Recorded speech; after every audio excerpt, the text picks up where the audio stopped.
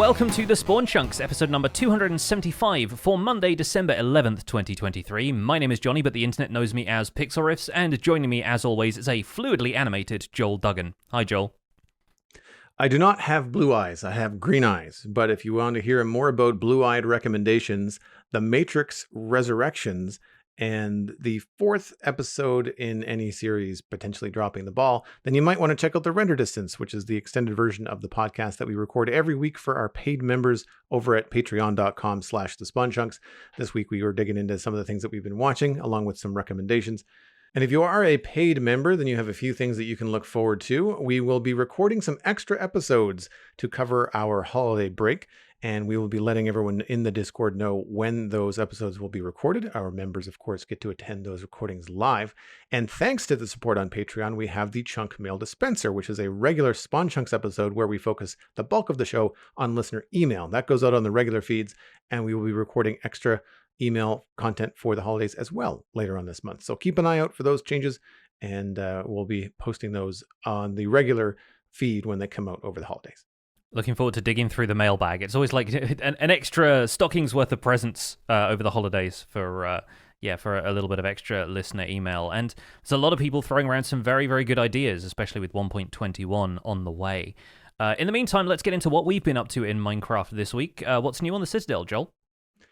I have been puttering around in the West Hill Valley. We'll get into the updates to Minecraft in the last week or so and why that is in the news and after the news. But I've been taking the time to go around and try and check off some of the boxes. It is not the most exciting thing to do.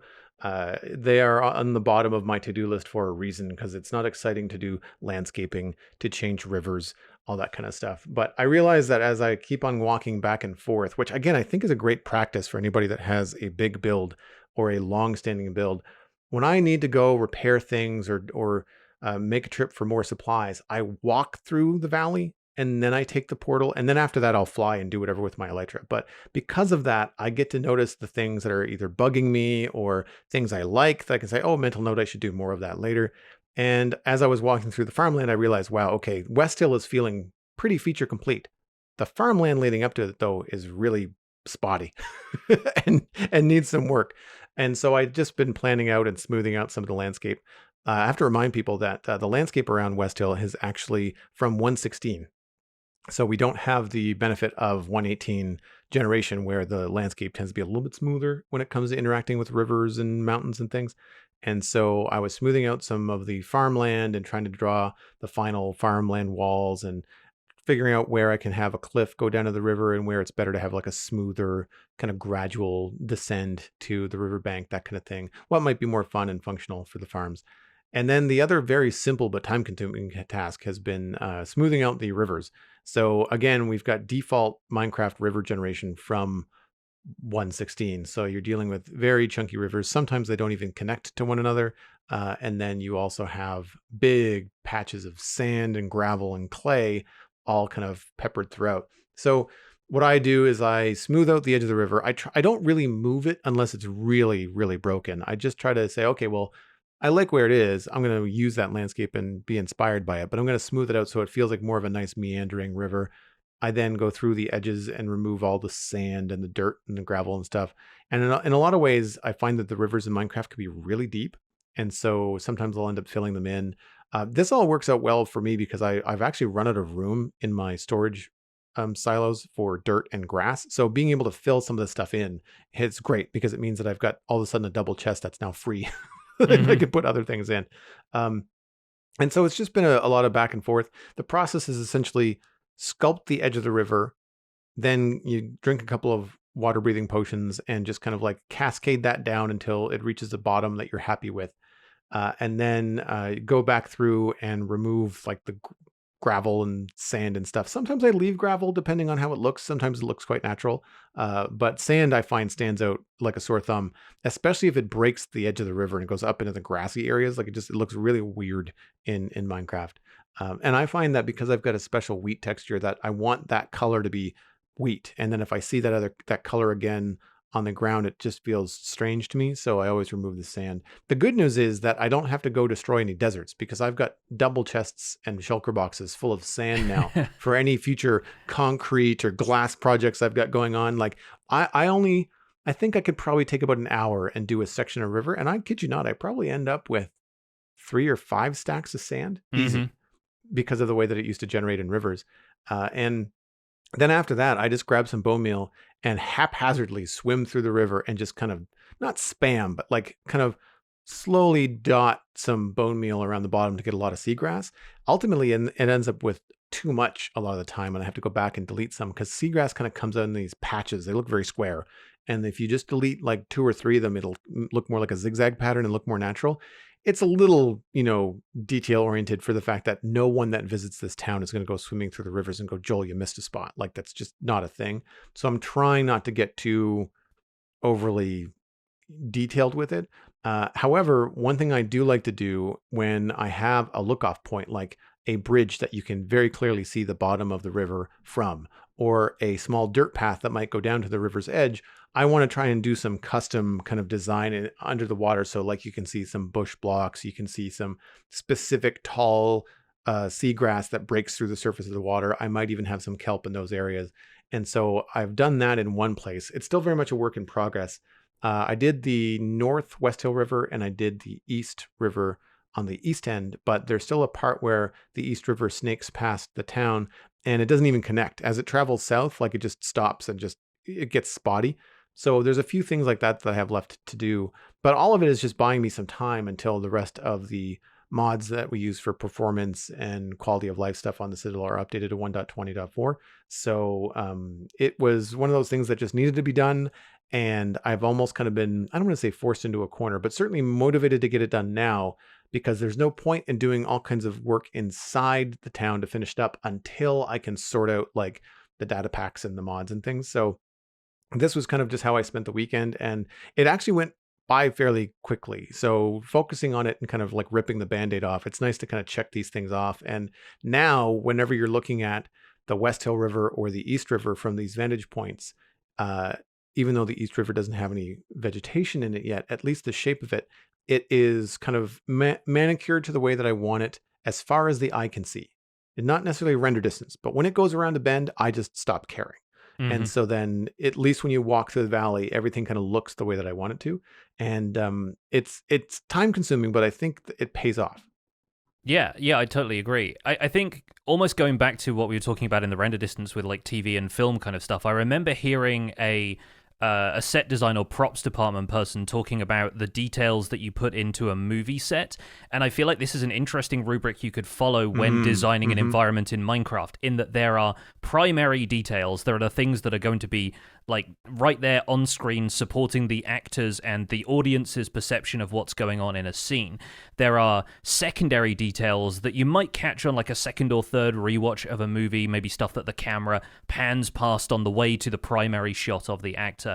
And then there are tertiary details, which are just things that the actor will probably see to help them get immersed into the scene, but stuff that isn't necessarily going to show up on camera.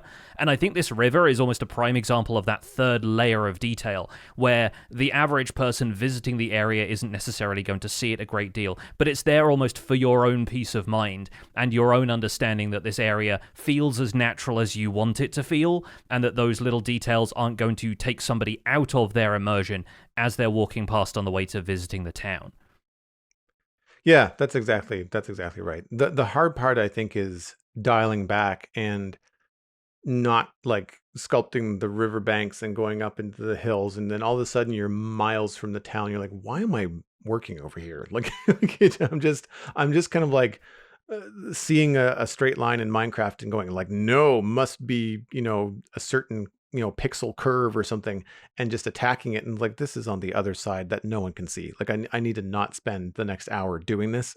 So there's definitely some time management involved, but yeah, it's that feeling of, I know it's there, I know it's done, but I'm also not like swimming along the river bottom and like putting in rocks and details and things like that. Again, unless it's at a very specific point where you can see things like that custom cliff that I did in front of the marsh a couple weeks ago. you can see that from the bridge. You can see that from the path. You can see that from the wall of the town. So that has to be done, but then like the bottom of the river underneath the bridge, who cares? Because it's not really a thing. And like in a way, and from my own experience, because, I used to take vacations in some rural areas, like you'll end up with places where underwater like seagrass and stuff doesn't necessarily grow that well under big bridges because there's not a lot of light. Yeah. Right. And so you can use that too to your advantage to be like, all right, well, I'll have like piles of gravel and some dirt and stones and things near the bridges, and then the seagrass will kind of pick up again as it gets a little bit farther away. It's an interesting dichotomy because as a player, you're obviously trying to save effort in some places, and you're trying to make sure that the thing that you want to have detail is going to look detailed whilst everything else doesn't end up looking too busy, and so you don't end up with just a huge broad stretch of detail. We talk about this a lot, that sort of 70-30 rule of like, having something plain for the eyes to rest on. But then you think about trying to emulate nature, and you're like, nature isn't going to just skip over bits of this river. There's going to be plant life and, animals and all kinds of stuff around there, but you're just working with the limitations that we have within this medium. And I think cutting a pretty good balance there between what could be over detailing and what could simply be immersive detail that works on that level. Oh, absolutely. And if you're short on nature and you are short on ink sacs, then just do some landscaping in the river and you will get a lot. You don't even have to necessarily touch them. They're either going to swim in front of your shovel and commit squidicide, or they're just going to beach themselves on the riverbank, and all you have to do is just walk back and forth. And next you're like, how did I get half a stack of ink sacs? You're just like, okay, fine, sure. Along with the 5 stacks of sand and gravel, and you're just like, well, I guess the next build's going to have a lot of black concrete in it when you get to your sci-fi build eventually. Yeah, I have a shulker box full of clay. I think some of it I would have taken out of my swamp base, but I think at least half of it has come from the river dredging around West Hill, because there's 3 rivers that go through the area, and so they're quite large. So I had to get a lot of stuff out of there. But man, yeah, like the resources you gather can be really fruitful. I recommend, if you don't have any plans for that clay, it's worth trading it to stonemasons. Because now that we have renewable clay in the game, thanks to mud being convertible into clay, I am much less precious about storing clay and clay balls for bricks and terracotta. So I think it's honestly worth taking advantage of that stonemason trade now, especially if you've got a zombified and cured stonemason. You can get a very, very low rate on that, which gets you a ton of emeralds. And I'm planning on recruiting a few stonemasons in the near future for trading quartz, so that I can start on a big kind of white build somewhere in my world, either for the Nether Hub or somewhere else. So I'm kind of interested in stocking up on occasional bits and pieces. So yeah, might have to do some river terraforming and grab a little bit of extra clay from there myself.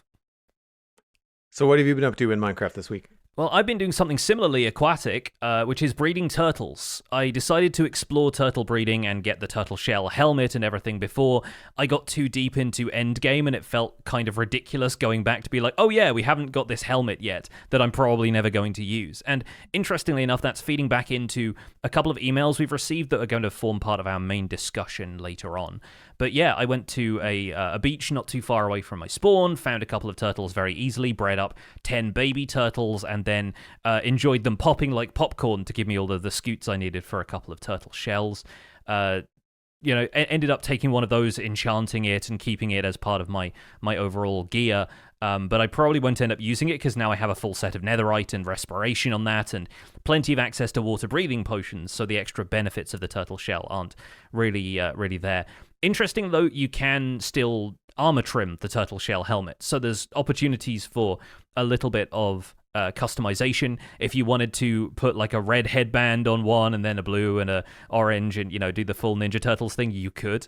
But yeah, I did that, and then I went back to my mushroom island where I've been digging out chunks around the perimeter to try and locate a slime chunk that was out over in the deep ocean that's nearby, so that I could locate a slime farm location for a single chunk farm that I wouldn't have to do a huge amount of spawn proofing to make it productive.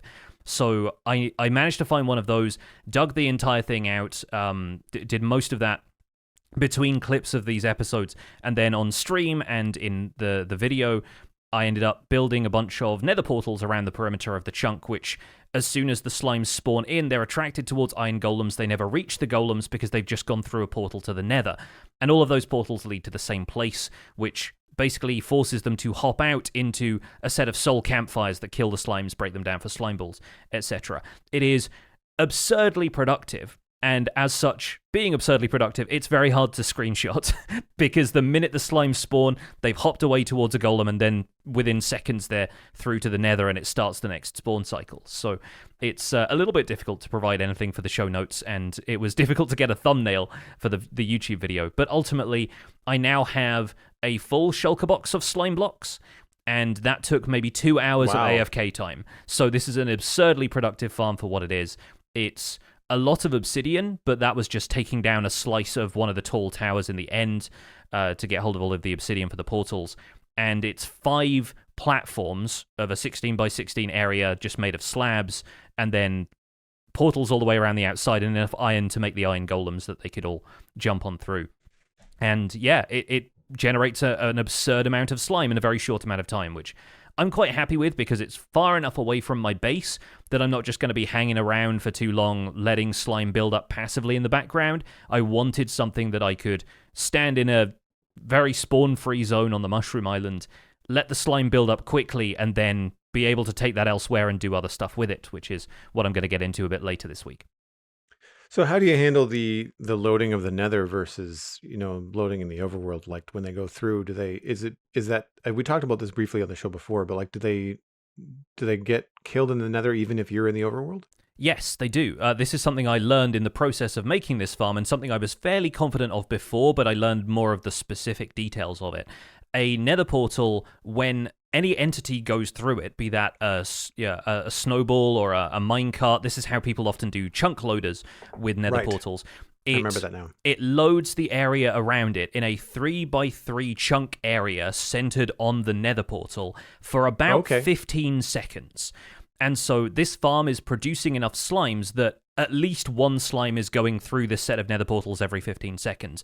And if there is not another player in the nether dimension, those slimes aren't going to despawn based on player proximity. But if there was another player there, if it was on a multiplayer server and someone was in the nether, the slimes might just despawn instantly because they're not within a player's radius anymore. But the game sort of treats them as background entities, doesn't despawn them, and by the time they could be out of a player range for long enough, they're just dead before that anyway.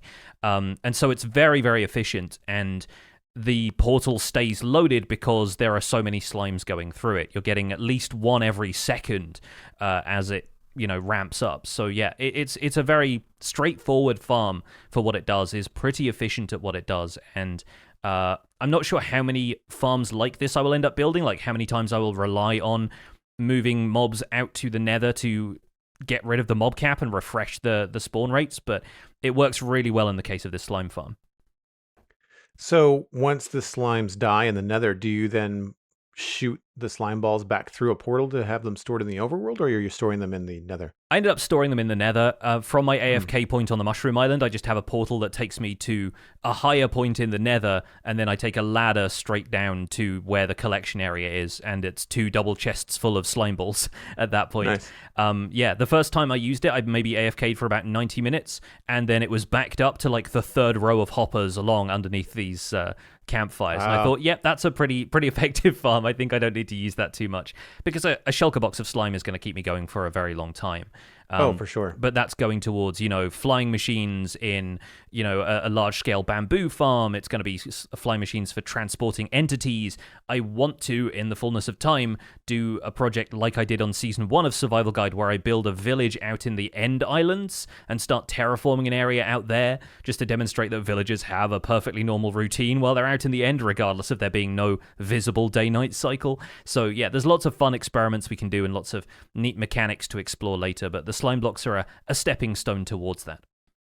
And in the future, I mean, like obviously you don't need it now because you've probably got enough to last you a while, but this kind of thing could be augmented with the crafter, when it comes out in the next year or so, where you can take those slime balls, compress them down into blocks automatically, and then not have to store 2 chests of slime balls, and just have like one shulker box full of slime blocks, and then you're solid, like you're good to go, right? Yes, absolutely. I did also set up a little fun slime and honey block piston door in my storage area now as well, because I've left a bit of room in there, but I'm considering room for expansion in future. Not sure what they're going to add in 1.21 that might increase the amount of blocks that we have, wood types, stone types, whatever it happens to be.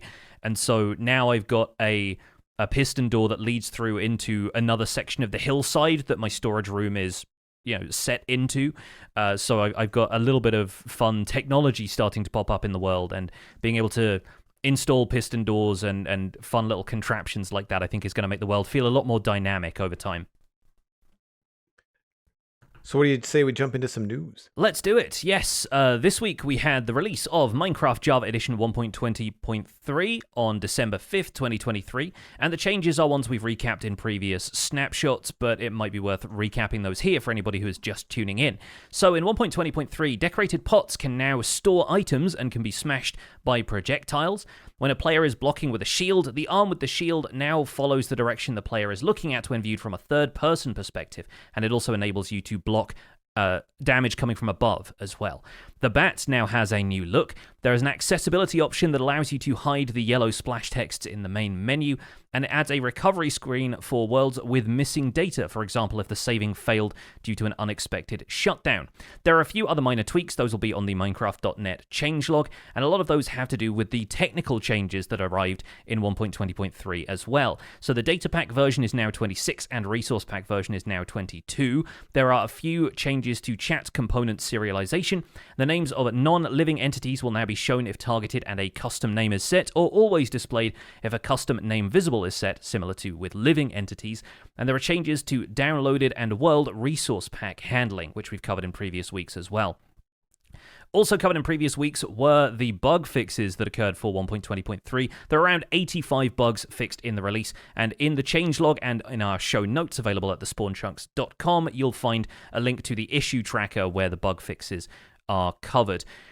There was one more bug fix yet to arrive, though, because suddenly we got a Minecraft Java Edition 1.20.4. There was a release candidate the day before, but it was ultimately published the day after on December 7th. This was just a hotfix release for Java Edition, which fixed a critical bug that could cause items to vanish after being stored in a decorated pot. Decorated pots could be stashed with items, but then might potentially delete some of those items when you logged out and back in. So if you put a stack of diamonds in there, you might only get 50-something back when you broke the pot on reloading the world. That has now been fixed, so make sure to update your launchers to Java Edition 1.20.4. Minecraft Bedrock Edition 1.20.50 released concurrently with the Java Edition 1.20.3 release on December 5th. Changes in 1.20.50, new features and changes are the same as Java Edition 1.20.3, with the addition of completely remodeled the How to Play screen and created a new encyclopedia screen, fixed various spelling mistakes, removed obsolete references to quote-unquote old world, and added missing references to netherite-related items. A variety of other minor gameplay tweaks and technical changes can be found in the Minecraft.net article linked in our show notes. So I provided a couple of screenshots of the encyclopedia for the folks in our live chat if you haven't seen this, because it's something you'll only encounter if you're a Bedrock player, and I was kind of curious to see what this ended up looking like, because I couldn't immediately find any screenshots. There weren't any in the Bedrock Edition changelog article, and the thing that strikes me is that encyclopedia isn't quite the right word for it. It still calls itself How to Play in the settings menu, and it's a very straightforward, readable guide for all ages, but it doesn't go into a huge amount of detail. I think encyclopedia to most of us implies something like Wikipedia and the Minecraft Wiki, which this very much is not. However, it does have some basic tips on how to play the game, some very kid-friendly stuff to explain how to play, and obviously, in the screenshots I have, this is for mouse and keyboard controls, but I expect it translates very easily into console controls when you're talking about how to move, how to jump, how to interact with blocks, that kind of thing. The other really charming thing about this is that it has a bunch of pixel art illustrations, which seem to be in a relatively new style. They're isometric pixel art. They're not like the side-on pixel art that we see in something like the Mob Vote trailers, for example. But yeah, a very neat, very cute art style, which should hopefully encourage players to explore a little bit and will at least help with the early experience of Minecraft for new players, which I imagine can get kind of confusing given how much is in the game these days. I think that it's something that is important, especially for younger players or parents that might want to play with younger players that might not be just video game savvy and understand like WASD or, controller things like looking and placing blocks and inventory and all that kind of stuff. And I mean, it kind of gives you the idea like, hey, this is how you craft a thing, inviting the idea, well, how do you craft other things? And you can experiment in the game. Now that you know how to craft one thing, it kind of like starts the ball rolling. And we always talk on the show about like that balance between like hand holding in game versus like people getting frustrated and having to look stuff up outside of the game or having absolutely no idea that this thing exists without the community letting you know. If you're not watching YouTube videos about Minecraft, then there's a few things that you might just not stumble upon at all in the game. And I think that I'm with you in that it doesn't feel like an encyclopedia. It feels more like a beginner's guide, like a guidebook or something. Yeah. And that might be a better name for it. But I think that games that have those kind of things, I think, are really helpful. And you don't want it to be an endless menu scape. Like No Man's Sky for me was that thing where like you're just constantly in the what they call it, not a thesaurus, it's a index of you've discovered a thing. And now that you've discovered a thing, you get to know all the information about that thing and you have to go look it up in the index. And it kind of hints as like, oh, this could be used for crafting or this could be used for fixing your ship and all that kind of stuff. And, if that kind of stuff gets in there, then that's great. But I think that they're probably going for more of a basic outline. And I like the look of it. Like I don't play Bedrock, but I like the look of the presentation. At least feels pretty straightforward. Like what they don't give you in like the description of a crafting table, there's also chests littered around with stuff in them indicating you can put things in chests. Like there's some visual cues that kind of make things more interesting. But you had some interesting insight on the art as well. Yeah, it's curious to me that they've adopted a different art style for this, which leads to them adding details that take liberties with the actual game in subtle ways. But if you take a look at the moving around screenshot, it has a pig that seems to be kind of sat on its haunches with a carrot in its mouth. And yes, on the one hand, that implies that you can feed and lead pigs around with carrots. But on the other hand, pigs don't sit like that. And that's kind of, it's sitting almost the way that a cat or a dog does once you've tamed it. So there's a couple of things there that really give me the impression of that's sort of not how that works. And the same goes for the other screenshot that I took, which was the one about the crafting table. There are items littering the ground, including the saw from the crafting table, which does not exist in game and is not available as an item. So, the recipe book is there and it's clear that this player is kind of tinkering how to make a diamond sword. But then there are also items laying on the ground. There are chests at a 45-degree angle to the isometric pixel art style that they're using. And so it's not misleading necessarily because it's clear that these are meant to be interpreted images and it's very different to how the Minecraft world around you looks.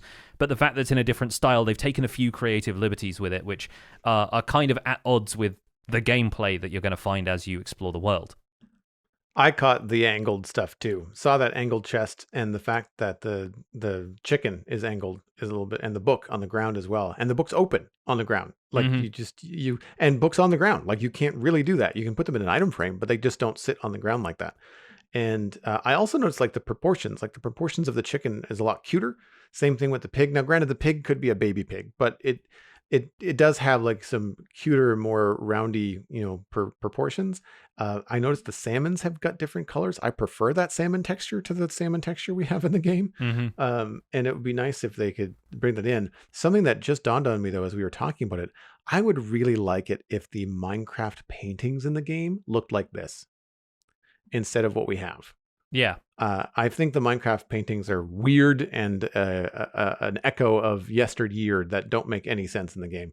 But if you had like landscape paintings, which they did introduce recently, there was some that were a little bit more on par with what could be. But if some of the paintings were in an art style like this, that would be really cool. I think that would make a lot of sense. It could be like the artist's interpretation of the world around them, Yeah, it could be, and I think there's room for that. I would love to see an expansion to paintings in future that incorporated some of those art styles, and maybe keep the existing library of paintings around as legacy paintings. But it would be kind of neat to see some stuff like this, or to have a way for players to design a scene like this somehow would be kind of neat in itself. Either Mm-hmm. way, I'm really glad that stuff like this is still being worked on. I think the new player experience, as somebody who makes tutorials, is always something that needs, a good amount of attention. We can't assume that players are going to innately understand how Minecraft works, and making the game more approachable to new players is always a bonus. So let's circle back to the Java Edition releases. I guess we're going to be talking about 1.20.4, but including the changes that arrived in point 3.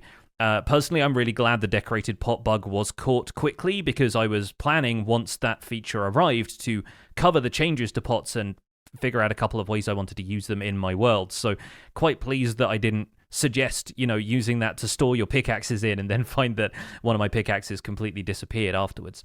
But for you, of course, this is the thing that's holding you back from updating the Citadel and making sure all of your mods and stuff are ready to go. So how are you feeling about that now? Are you any further into that process at this point?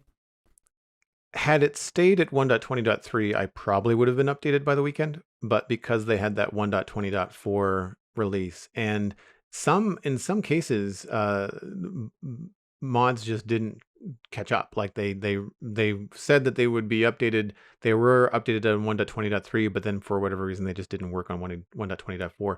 A lot of the time, it seems to be any kind of mod that might rely on a library. So a good example would be Mini HUD, which I use for like building really large shapes if I need to. Or for me, I use it mostly for just lighting. Mini HUD has this really cool feature that I can use on a hotkey, which puts a light value in a number on the block that you're looking at, and it does it for like as far as the eye can see. And it's very handy when you're trying to do subtle lighting and you just want to avoid that zero, and so they show up as red and they're very easy to spot. And that is updated now. Actually, I just checked this morning because I had a little bit extra time, but it wasn't on the weekend. And so in general, the major APIs and the major mods that we use on the Citadel for things like Fabric, Sodium for performance. The lighting one for Lithium is not updated yet, but I find that some of the lighting stuff that's happened in Minecraft over the last couple of years, like Phosphor was a mod we used to use, but we no longer really need it because I think it was 1.20 actually updated a bunch of stuff with it, so that it's not so much of an improvement from the base game lighting that you really need it.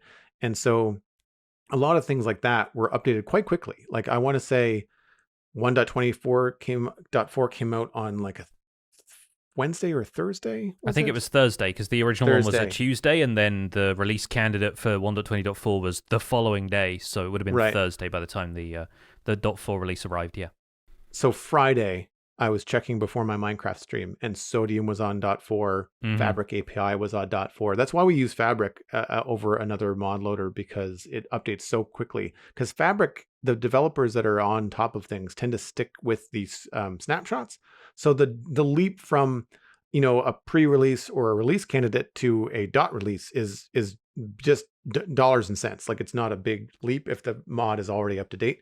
The thing that I didn't have time to get into would have been updating all of the data packs. And I also have had some issues with some long-standing data packs. And I think as a whole, the Citadel server is going to be moving away from complicated data packs and instead going towards mods. I am having a better user experience with mods. Mm-hmm. And I want to be very careful because I still want to have a vanilla experience on the server.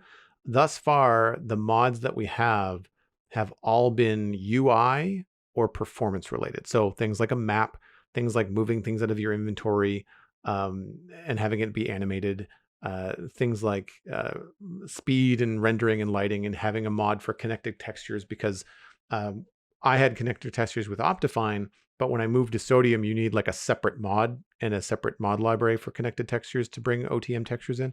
So there's things like that, but nothing game breaking is currently unavailable. So we could update to 1.20.4 like today if I wanted to, but then like some visual things, some visual fidelity would be behind. So I'm just kind of waiting. As I'm seeing other things trickle in, I'm like, okay, well that's cool. We'll go from there. But I think what I want to do is try to find some other mods that may introduce tentatively some different blocks, mostly things like furniture, just because I'm looking ahead to things like the modern city, and I don't want to have the headache of having something either not be supported or start to function in a way that you're not expecting in a data pack form. I find that the data packs that we never have to think about, they always just seem to work. They get updated really frequently, are things like vanillatweaks.net, things that do one thing, like Shulker Box drops 2 Shulker shells instead of 1, guaranteed. Like that just, it makes a quality of life change for the busy adults that are on the server. And that's the kind of thing where like that data pack just does the one thing. And while it is time consuming to update like a dozen data packs that have like, shulker shells and recipes for this. And I have a bunch of wood recipes that I use in the stone cutter because it's just more convenient for me. That kind of stuff does take time. However, they seem to be rock solid in their functionality in that they don't ever really need to be updated in how they function. They just need like a quick data pack version update. Like it's typing one number into the back end and they're done. And so I think we're going to be sticking more with either recipe or single function data packs going forward. And anything that's really complicated, with the exceptions of things like the wandering trader mini blocks and things that have been tried and true and have proven that they update quite frequently, then we'll stick with those. But I think going forward, we're going to be moving away and moving more towards a couple of more mods, maybe. I don't know. I'm always in that internal debate of like, how modded do I want the Citadel to be? And I guess at some point, like it's been 6 years, we've all very much experienced the vanilla game, and adding a mod is not the end of the world. I think basically for this show and my experience with Minecraft, I want to try and keep that survival vanilla experience as close as I can. Yeah, it makes sense. And what you want is ultimately just going to be a server-side mod that allows you to install a bit of furniture and that kind of thing, if it's to replace your sort of tables and chairs data pack that you had before. And that's the difficulty, really, is a lot of the stuff that you've been talking about has been, some of it for performance reasons might be installed server side like sodium and whatnot, but it's been easy to walk it back into vanilla if you ever needed to. Whereas now, if you're considering server side content mods that just add additional blocks to the game, then that's a slightly different proposition. And that's where my experience of it unfortunately falls apart, because I haven't done a great deal of modded play, and most of the modded play I've done in the past has been so modded that you wouldn't consider walking the world back to vanilla if you decided, I want to keep this world but continue on without all of the mods. So I'm not quite certain how to best approach that, but it seems like you're at least being cautious, which is good. And having done a lot with just having client-side mods with mini HUD and everything, I think it's safe to introduce a couple of server-side mods for content, as long as, like you said, if it's staying vanilla and as long as everyone is happy with it, then ultimately the only thing you have to be aware of is, are these mods going to continue updating in future? And there are some pretty reliable mod creators out there. So here's hoping you find the one. Thanks. Yeah, I think that, there are some things that have just become so much a part of my gameplay that I just consider them, part of Minecraft, which they're not. Like the mini map and the map mod that I use, it looks and feels like Minecraft, and it does so much more than just give you a top-down map. Like if we wanted to, you could use like teleportation in this map mod, which we don't use. It's just we're a small server. We use the honor system to say like, look, just don't use waypoints, don't transport yourself around, walk or fly or use nether portals, just like a vanilla game. But the map quality is just too good to pass up. And I could not have done this river stuff without it, because I use that top-down view to kind of guide my pixel curve of the river. And it's become just invaluable in this large project when, you save yourself so much time not having to fly up, couple hundred blocks and then look down at something to say like, yes, that's good, or no, I need to move that 2 blocks to the left or whatever. You can just pop open the map and say like, oh yeah, no, that's too much of a straight line, I'll just fix that now. And it saves you so much time. And I think also, I would say the presentation quality of a content creator, rather than flying around all the time like a bat, you can just go up and look at the map and kind of explain to people what you're doing, and they can get a bird's eye view immediately and understand, oh yeah, okay, I can see why he does this. And Yeah. so, yeah, there are things like that that I feel like add to the experience, but don't, you know, they are all still things that you could absolutely do in vanilla Minecraft. It would just maybe take longer or not be quite as easy. And I think that that's where I'm trying to draw that line. And the big kind of debate for me has always been like this, the furniture stuff that we have. But the furniture thing for me is like, there's just no other viable option. If Minecraft ever said, hey, yeah, we're adding vanilla furniture, I'd be like, sweet. No longer do I need that mod. If there was enough going on, I'd say like, you know what? I think we can make do. We can probably use our imaginations and try to come up with some ideas. But um, for me, when I think about like all the different things that I have to fix about West Hill, and then I realize, man, if I had done the modern city and like apartment buildings and like different cafes, and there was all these different pieces of furniture, and that data pack somehow stopped being supported, like that's just a lot of stuff to fix. Hmm. And so, with mods not usually undergoing that kind of drastic change, that tends to be at least a more stable way to go. Feels like you can adopt a bit of a vanilla plus game style, maybe. That Yeah. kind of makes a great deal of sense. Let's move things on into chunk mail, which once again is going to feed into our main discussion a little bit later. If you'd like to email the show, the email address is spawnchunkmail@gmail.com. And a reminder that we have a couple of episodes coming up where we're going to focus almost exclusively on listener email as the holidays roll in, and it's nice to do these community-focused mailbag episodes. So get those emails in, and it'd be great to hear from some more of you over the holidays. Joel, why don't you take this first one? First email comes in from Pan Pondericus, an old idea in these times of change. Dear Joel and Pix, I've been a listener of the show since episode 1, and the podcast, along with the Minecraft Survival Guide and Exumo's update videos, is a tenet of my life as a Minecrafter. So thank you for the great work you've been doing. Like many players, I have my pet peeves when it comes to small but life-changing features, and there is something I've been wanting for the longest time in Minecraft. I would love a vanilla way to skip the day in Minecraft in the same way a bed allows us to skip the night. My preferred way of achieving this would be a hammock, maybe crafted from string and attached to hooks, in which players could nap to sleep the day away. I'm more of an explorer and a builder than I am a technical player, and I seldom build mob farms. I prefer the thrill of going mob hunting at night, and that's especially the case with slimes. I don't think the hammock would be a game breaker. Manually hunting mobs at night is still a grind after all, and it would never be as efficient as an optimized farm. I would love to hear your thoughts. Pan Pondericus died from a mob attack because he was too slow getting out of his hammock. Yeah, I can imagine that being the case. I've not used a hammock a great deal in real life, and I always feel like I'd be kind of awkward getting out of them. Depends on the quality of the hammock, I suppose. I like the idea of Pan being hit by a zombie in a hammock and then like spinning around Looney Tune style. Just getting wrapped up in it. Yeah, wrapped up in it. Yeah. And a hammock seems like it's on the technology level of Minecraft. I like the fact that it was a hammock and not something, I don't know, like a higher tech kind of thing. Rosie in our live chat was saying in high school their friend recommended an armchair for that purpose, just being able to like while away the afternoon on your porch or something like that seems like an appealing way of doing it as well, and could potentially, if they put an armchair or a hammock in there, give you more furniture options to avoid the switch to including content mods for that.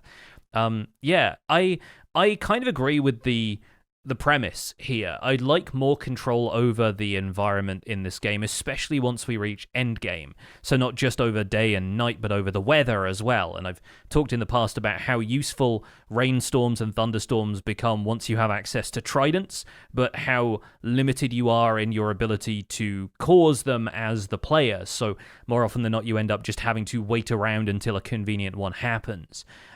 Especially if you're getting charged creepers for mob heads or anything like that. Thunderstorms can be annoyingly brief, so I would love ways of having more potential to manipulate the world around you. How do you feel about that idea, Joel?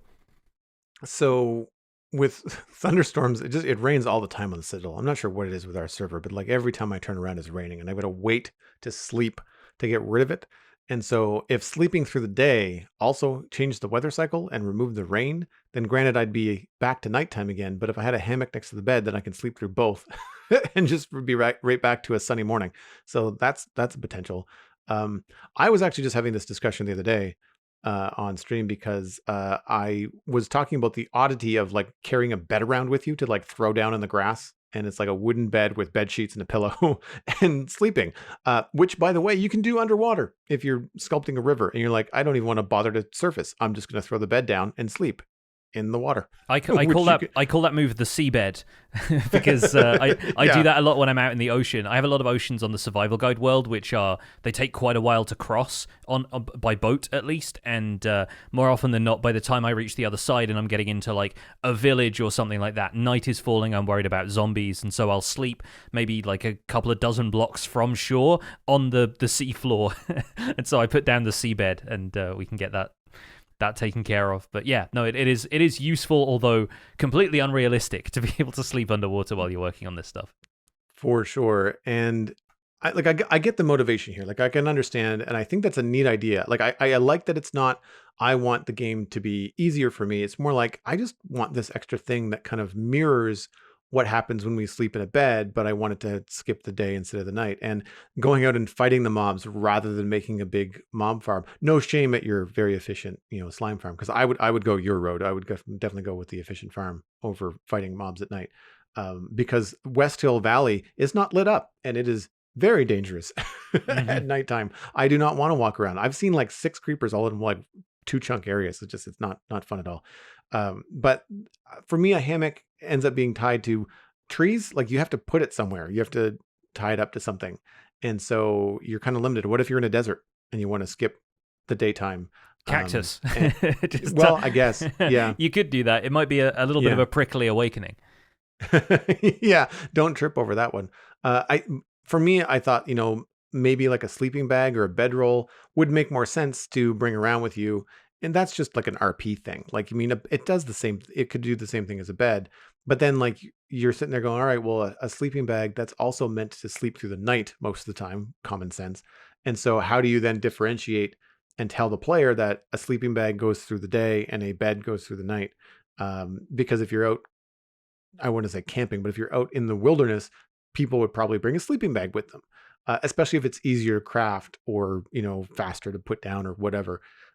And so I remember sleeping bags came up as an idea back when they added the campfires to the game. And that led me to think, all right, well, a hammock still works in terms of sleeping through the day. But what if it, that kind of control was something that Mojang maybe wanted to put more towards the end game? So rather than having players accidentally sleep through the day that maybe are not good enough to fight things at night, and having them be in night again when they don't want to be, because of any kind of in-game confusion, unless it's, of course, in the new Bedrock Encyclopedia page. I feel like maybe something magical, like maybe some sort of altar or block, like the respawn anchor that we have, some sort of magical way to then skip the day, because then it becomes very intentional. Like you 100% have to have this block with this item to skip the day. And if that's the case, then you're probably going to be experienced enough as a player where, because you want to skip the day, you know what you're in for. You're less inclined to have a bad time going into the evening. And so that was my idea, was like, rather than like a traditional hammock or sleeping through the day, it would be something that you could then use to control either the moon rising or the sunset or something like that. I love the idea of being able to use that with the clock item that we already have, because there are so few reasons to craft a clock. More often than not, players are going to know what time it is just by looking at the sky. And so having more uses for the clock, being able to set it in something like an enchanting table and dial in the time that you wanted on the clock would be a really tactile way of introducing that as a concept. I feel like one of the other potential pitches for being able to skip the day would be, it'd be useful for skipping moon phases, because at a new moon, no slimes ever spawn in swamps. Like, it has to be one of the waxing, waning, or full phases of the moon in order for slimes to spawn. So there's one night of the 8-night cycle in which you don't get any slimes in swamps. So it'd be really good to be able to skip that moon phase, not just by skipping the night on which it occurs, but being able to skip the day as well. Just get to the next night quicker and be able to farm slimes if you wanted to. But I think the main reason we don't already have something like this is that on multiplayer servers, when you're not, like, you don't have the kind of agreement with everybody that, yeah, we all want to make sure that it stays daytime and we skip the night, you could end up with people effectively competing over whether it was nighttime or daytime, right? As soon as somebody sleeps in a bed to skip the night, you sleep in a hammock to skip the day, and that person goes back to being in jeopardy when they're trying to escape from some mobs and they just wanted to sleep to get rid of them. I think that's part of the problem here, is that in single player it makes sense, but in multiplayer it introduces all sorts of potential points of friction between players that I don't think Mojang necessarily wants to go down that route.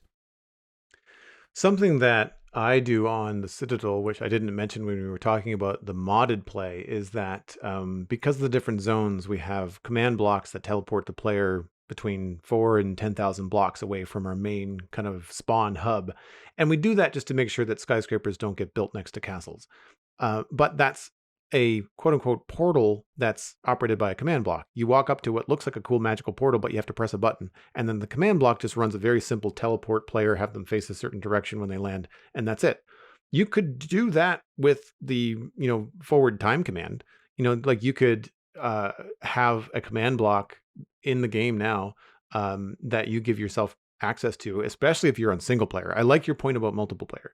But on single player, like you can just make a command block that you press a button and it just either sets it to a certain time of day or fast forwards so many minutes throughout the day and use that. And if you wanted to play honest with yourself rather than a button, maybe you can hook it up with like a hopper or something with a filter so that you have to throw in a diamond, in order to fast forward the day. That could be a good way to kind of create some gameplay, learn a little bit about commands and do it that way. But I agree with you on the multiplayer server. Like I think that would cause all kinds of problems, unless again, like you had an agreement across the players or a system set up where it would require every player to sleep, at the same time in order to fast forward the day. Like you say, hey, does everybody have a hammock? I really want to fast forward the day. Is that okay with everybody? And if, the other two players are underground doing whatever they want, then like, it doesn't matter, Yeah, kind of like the multiplayer sleep command. You can have Yeah. it maybe separated for day or for night.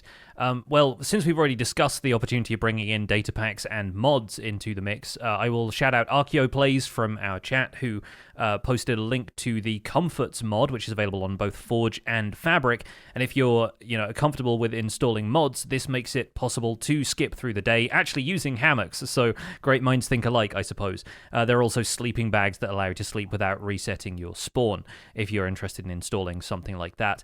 I also took a quick look through the data pack creators that I'm aware of, and Voodoo Beard has a data pack for vanilla Minecraft. It's updated for Minecraft 1.20, which is, I believe, based on a previous sleep menu, but effectively you stand on a bed, you can select from day or night, and you can also select the types of weather as well. So it effectively turns the bed into your one-stop shop for all of the different possible day-night states and weather setups that you might want. And those are all available through commands, like you said, so it's nice and easy to imagine that setup as a vanilla data pack instead of something a bit more complex. Our next email comes in from Kagan W with the subject of burrows and carts. Hello, Joel and Pix. On episode 274, there was a lot of talk about player inventory and world inventory. Very thought-provoking. In that discussion, I don't remember hearing how pack animals are used in the game, which I could say is underrated. For example, llamas with yellow carpets could hold your sand, llamas with brown carpets could hold the dirt, etc. I will admit that donkeys and llamas are not especially useful since they only have one chest, if that much. However, adding a cart that a donkey could pull that holds more items may be a transportable storage room, or perhaps a new way to organize chests. One cart could have seeds of all kinds, another cart could have player tools. I think it would be a fun and inventive way to organize your storage and keep it from being a giant chest monster in a basement somewhere. Thanks for the podcast. Kagan W got run over by a cart. Man, chests and my goods attached to mobs that move around despite all of my best efforts to keep them from moving around. No, thanks. I know that these are in the game. I know that players use them all the time, and I can't be bothered, especially if they're making noise. Like going into your storage room and having everything honking at you and spitting at you potentially. No, again, I'm out. It's right up there with why there's no villagers in West Hill, because I just don't want to listen to them. If you are a player that can handle llamas, though, I did a little bit of a refresh. They can carry shulkers, and depending on their strength, they can have up to 15 inventory slots once they're tamed and adorned with a chest. So, like, that's a decent amount of storage early game if you happen to find a llama and you want to move some stuff. Like a chest boat across water, great, but that's slow going on land, and good luck going up a block or two. Whereas if you have a llama with you and it has enough inventory slots, granted, if you're that early game, you're not going to have any shulker boxes. But maybe if you're at a point where you've lost your elytra, or it's something you want to move things around for inventory for storage, then sure. I just the idea of a llama full of shulker boxes that can die and drop all of its stuff, fall into lava, like I just that to me just it's too much of a risk. I like my stuff where I can see it and grab it, you know. Yeah, yeah. The fragility of mobs is kind of the same argument with tamed wolves, right? It's like, why am I bringing this thing into a combat situation where it could potentially die, and then I lose whatever benefit I had in the first place? And my biggest problem with llamas is the effort required to breed them up to that maximum inventory capacity, because they can have as few as 3 inventory slots, where the maximum is 15. And there's actually a very small chance of that strength value increasing when you breed them. So finding one that has, I think 9 slots might be the maximum you can get, from a natural llama, and then you have to breed them for additional strength. But either way, you have to kind of roll the dice finding them in the first place. It's kind of like finding a horse that's fast enough and can jump high enough and that kind of thing. It's a bit of a gamble. And then the amount of time it takes to breed them to the point where they have 15 strength, from which point I believe if you breed 2 with 15 strength, you're basically guaranteed that the offspring will have the same amount of inventory space. So it becomes easier as you go along. But there's a very small chance of that strength value increasing. Meanwhile, donkeys have 15 slots by default, so you don't need to put as much effort into breeding a donkey. From there, it's more about, like, do you want to breed a donkey for stats the same way you do with a horse? Can you make the donkey faster than the default one? And so on and so forth. They don't follow in a caravan the way llamas do, and the caravan really feels like the most unique facet of llama behavior, is the fact that you can have basically 10 of them following you, which you can imagine with 15 inventory slots each, that's room for 150 items, which is a great deal more than the player inventory and a double chest. But that's still relying on 10 llamas being able to follow you, and that's quite a big ask. You also have the fact that you could also do the same thing with donkeys, and there's no real limit to how many animals you can attach to leads other than just practicality. So yeah, llamas are a difficult one. And this sort of leads into our main discussion, because I've been considering doing an episode about llamas for a while, but much like the turtle shell and turtle breeding stuff, I really wasn't sure where it fit into the gameplay progression, because I consider it more or less like a fly over, a pass-by feature. Minecraft being such a broad game, a lot of these features can seem useful at one very specific point in the game, and then their value diminishes once you hit anything else that is slightly more effective. Like, a lot of the time, elytra and shulker boxes are just going to make a lot of the previous options in the game obsolete. So I wanted to talk a bit about how many of those were worth coming back to, and how they could be given more value in the late stages of a world. But is there anything else you wanted to address from Kagan W's episode before we from Kagan W's email before we get into that? I like the idea of a donkey with a cart only because it's a cool aesthetic, but like right now there's a chess boat, and that's to me is the in-game parallel. Again, not over land very well, but it does have more capacity, and so it's probably faster if you can get there in the water to just put a chess boat in a river, and get there that way if you can, and rather than kind of going over land with the donkey, or get into the nether and travel with stuff. I feel like, as you mentioned, so many of these things in terms of early game inventory get surpassed as soon as you have shulker boxes or even an ender chest. Like, that seems to be the early game thing, would be an ender chest, where you're like, okay, well, now that I have this, I can carry a bunch of stuff with me inside the ender chest. And it's not going to have shulker boxes in it in the very moment that you get it, but you're going to be able to fit a lot more in that ender chest and have that be in your inventory than you can fit in any donkey or llama. And I know that the Kagan W email was mostly suggesting that because llamas have carpets, you could then color code your llamas and like have like grass in the green carpet llama and dirt in the brown carpet llama, that kind of thing. But that to me just isn't practical. Like, even if you have them in a very small stall somewhere, like, you still going up to them and getting stuff out of them just doesn't seem to me to be all that practical.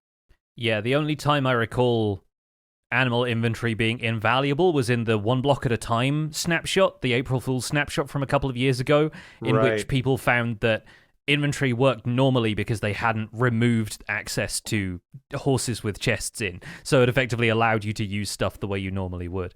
But yeah, like I was saying, we've had a couple of emails recently, and you found another one that kind of relates to our discussion topic today about features that we just kind of overlook, and stuff that if you come back to it in endgame, it's more of a curiosity than it is a convenience, and something that feels like it's part of modern Minecraft gameplay. Yeah, shout out to the Piano Man 89, and I'll paraphrase the email because it was a longer one, but I did flag it and set it in our little inbox folder for potential discussion. And they said that the recent mob vote introducing the idea of a crab in Minecraft made me realize the contradiction between the existing enchantment, Bane of Arthropods, and the intentional design behind the neutral crab to drop its claw rather than be hunted for it.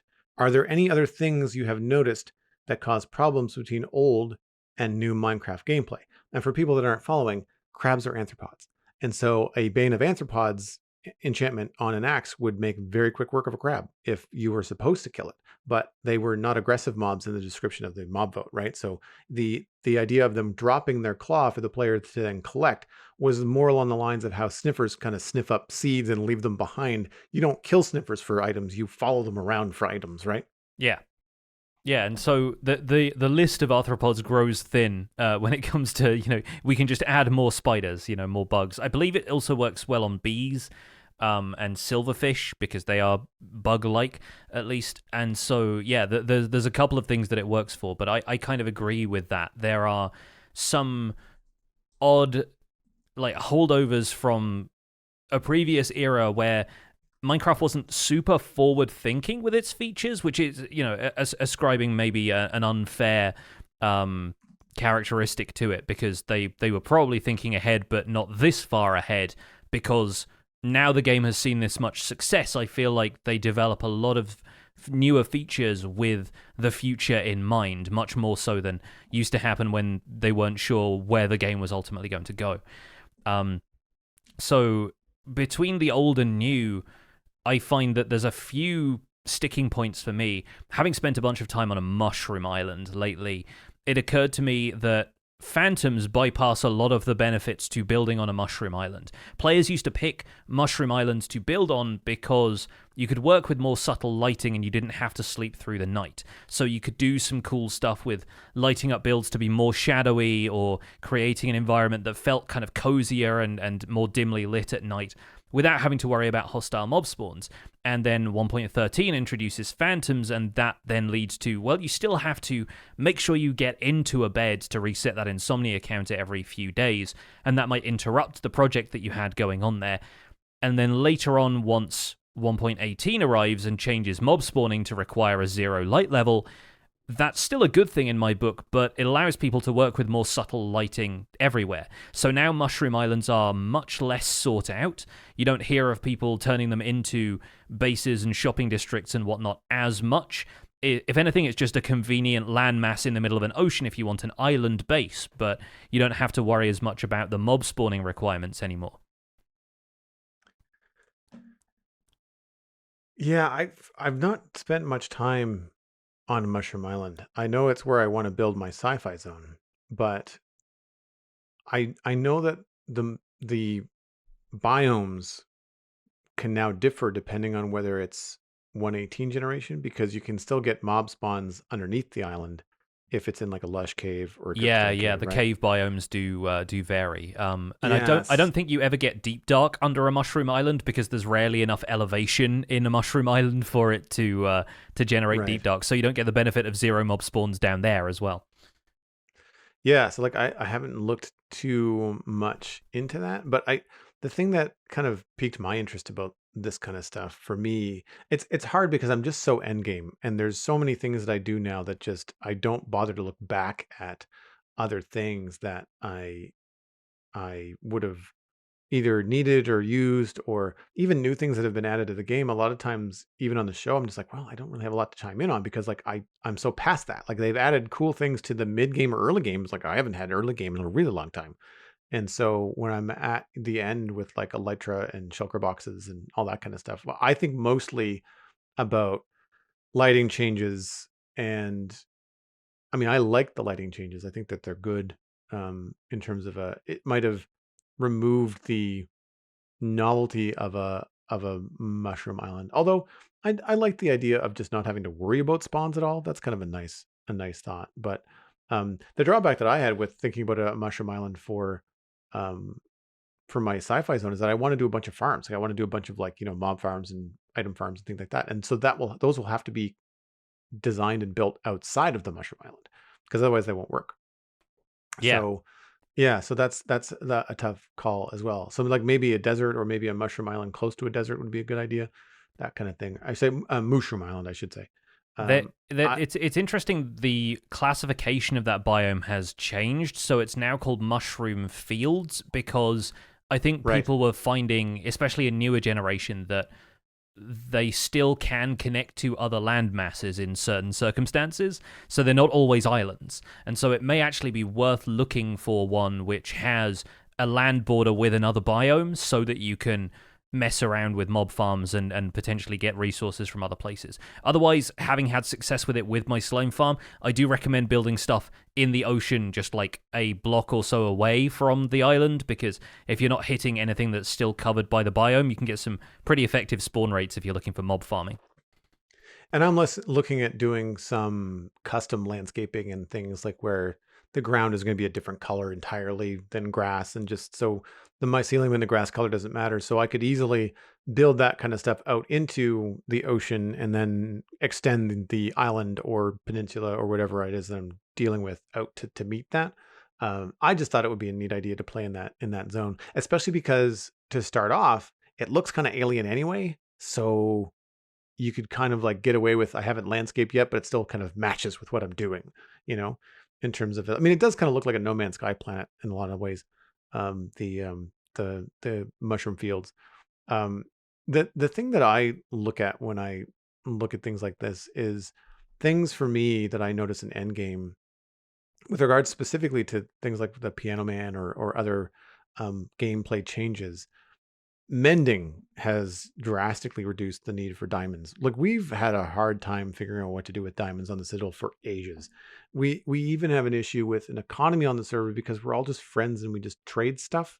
So then we have like, here's a shop and it's like 2 or 3 diamonds for a stack of bones or whatever. And like people don't shop there because ultimately someone just like, hey, I'll trade you like 4 stacks of bones for 2 stacks of like dirt or grass or sand or whatever, like whatever somebody else needs. And so it ends up being more of a barter economy than it does any kind of like real cash economy. And I think the addition of armor trim and the diamond costs associated with crafting and armor trim, and now also netherite upgrades as well, has brought back more use for diamonds. So there's a change in like a good way where it hasn't created a problem, but it's created um, a more dynamic use for something that I guess mending maybe created the problem, and then the addition of armor trim is kind of one step towards fixing that problem. Because I mean, early on, sure you want a lot of diamonds, but like on a long-term server like the Citadel, which is 6+ years old, like I don't ever need diamonds. I've got stacks of diamond ore and diamonds and blocks. Like I don't see myself ever needing to go specifically looking for some unless I'm doing something wild like making some pyramid out of diamonds for a flex on the server.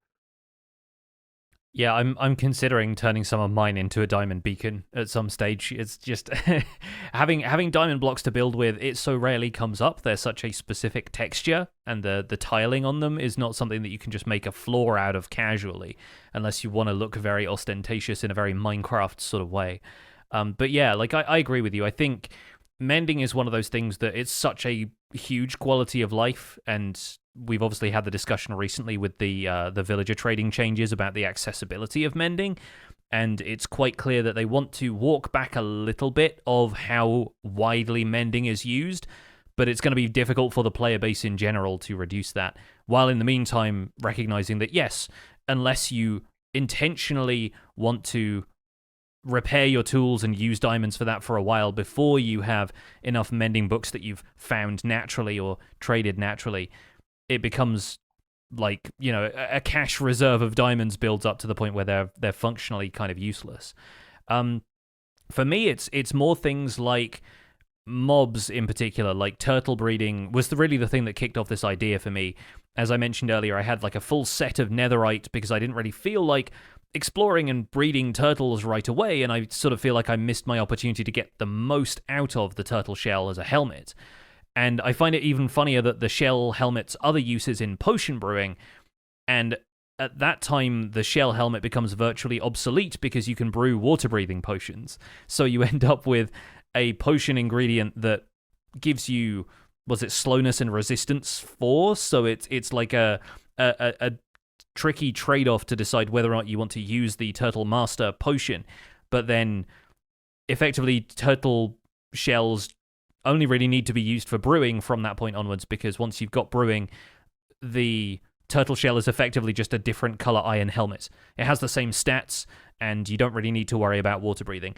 A couple of people pointed out in the comments on my episode, though, that unlike the natural breath meter that you have, that now needs to be, after a couple of changes to it a little while ago, you can't refresh your oxygen instantly by stepping out of water anymore like you used to be able to do. But with the water breathing effect on the turtle shell helmet, all it needs is one tick of air, and it refreshes that 10-second water breathing effect that it gives you. So you can still place a torch underwater to create a temporary air pocket, and you can get another 10 seconds of water breathing. So potentially it can save your bacon in certain cases, but I rarely find myself needing that underwater, and the maintenance of having to refresh the effect every 10 seconds almost takes away its utility for me, because there's only 100% very specific circumstances in which you can do that, right? You kind of dip through an air pocket made by a door or a torch, or you use a bucket of water in front of you or something like that, and that doesn't really feel convenient after you've done it for the 100th time, just so you can get another 10 seconds of water breathing. I spent half my weekend underwater in Minecraft. Like the potions were absolutely the way to go. If the turtle helmet gave you infinite underwater breathing, sure. If it had like reduced, armor and, had different hit points, and like you had to be careful not to get hit because you might lose it. But if it gave you the ability to breathe underwater, but again, like that's what conduits are for, right? If you're going to be underwater for that long. So, there's these weird little stopgaps that just for the amount of effort to breed turtles and make a turtle helmet, it is 100% not worth it. But again, like I don't know what that would be like if I was starting a game new and I happen to be on a beach with some turtles. Then yeah, sure, I'm going to go that road because that's going to be happening sooner than potentially brewing potions if I haven't gone to the Nether yet.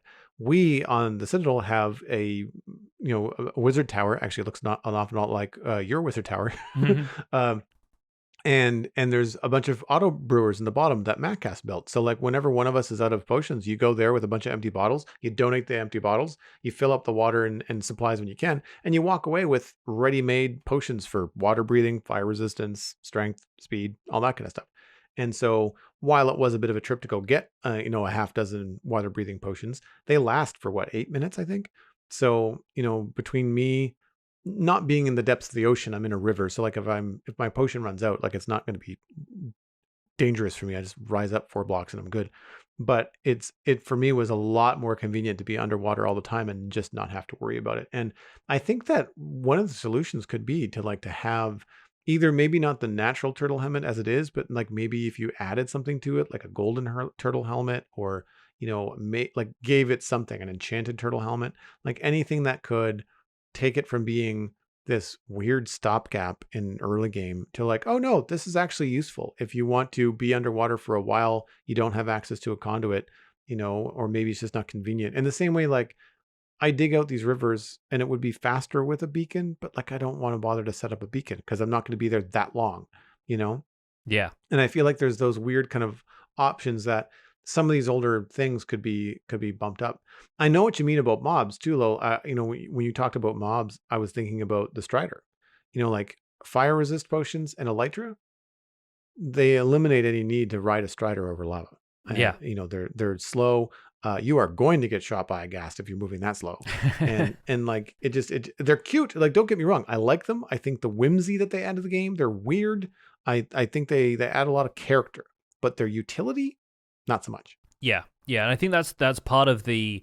I wouldn't say it's necessarily an issue. It's part of the direction that you realize you have to take with the later game. Is that a lot of mobs become ambience? You know, they become Mm-hmm. something that feels like a background detail. Because with blocks and items, at least you can use them decoratively.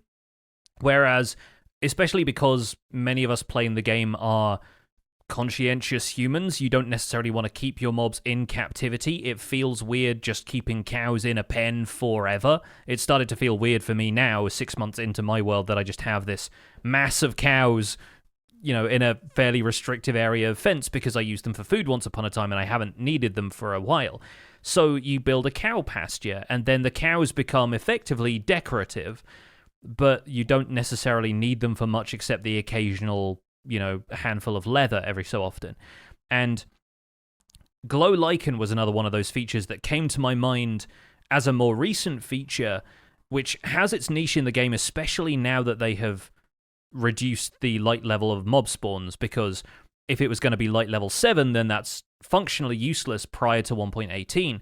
But now that it's got a light level of 7 and mobs require 0, it has vital functionality in the form of lighting. It's functionality that's mirrored by a variety of other blocks.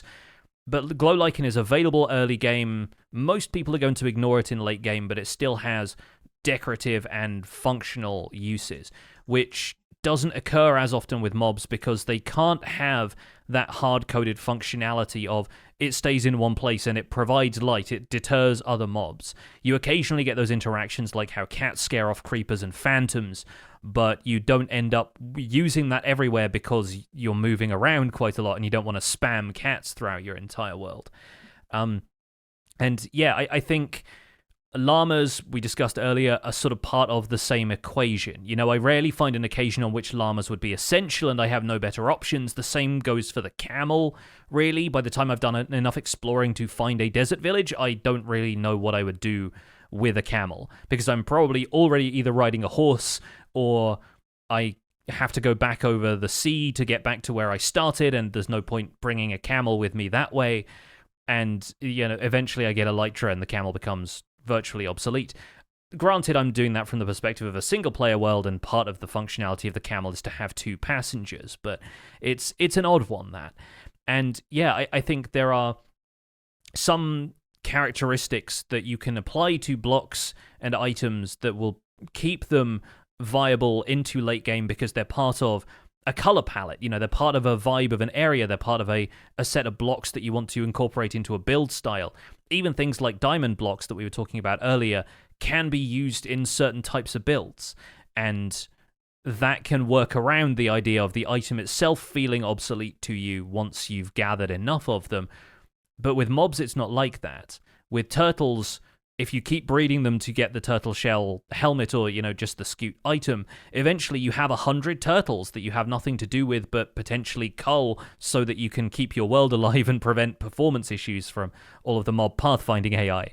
So it gets difficult when it comes to mobs specifically, and I think that mobs like the copper golem and the tough golem that were proposed a little while ago trended towards what I think is ultimately a good idea for certain types of mobs, is that they become part of the furniture. They provide ambience from a stationary block grid perspective, and that kind of allows a little bit more creativity on the part of the player because you can incorporate a mob into a build without worrying about it wandering off.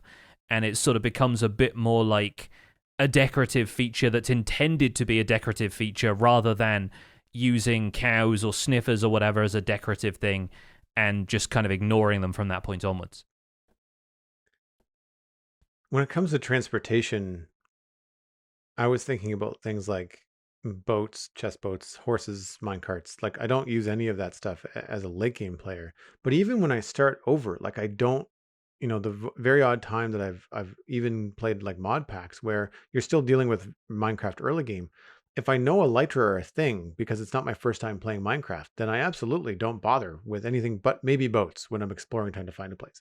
But horses don't bother too much. It's too much of a hassle for the limited amount of time that I'm going to be using it. And same thing with minecarts. You have to lay down all the track. It's a lot of materials. It's just not worth it unless you're just moving items over a short distance. I think that's one of the reasons things like minecarts have always had that call to be updated ever since Elytra had been in the game, because minecarts are cool. Like they're part of the aesthetic of Minecraft. You think about like splash art, and you think about abandoned mine shafts. You think about all the character and fun that they have in Minecraft dungeons, and then you think about even like mine carts in the Minecraft Lego sets.